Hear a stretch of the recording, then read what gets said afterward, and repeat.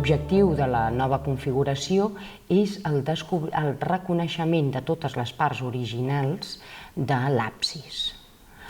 Per aconseguir aquest objectiu s'han calgut uns treballs previs consistents, per una banda, en la retirada de la còpia de Millet i la restauració de les capes profunds que són el resultat de l'arrencament de 1920.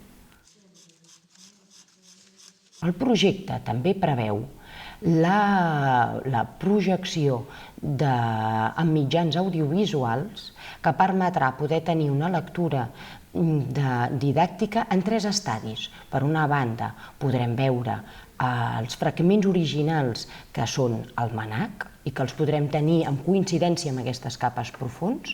Per una altra banda, podrem tenir una restitució hipotètica de com havia sigut aquest motiu pictòric al llarg de tot el parament, perquè no només és l'absis, sinó que també inclou tots els arcs triomfals.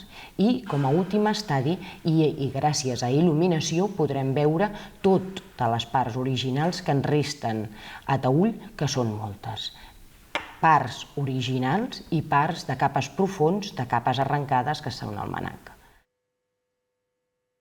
El projecte, a part, també inclou un paviment que farà de suport per poder permetre els usos litúrgic i cultural i que podrà tenir l'ara d'altar i podrà tenir tot el tema de maquinari capaç de fer les projeccions i les il·luminacions per fer possible tot això.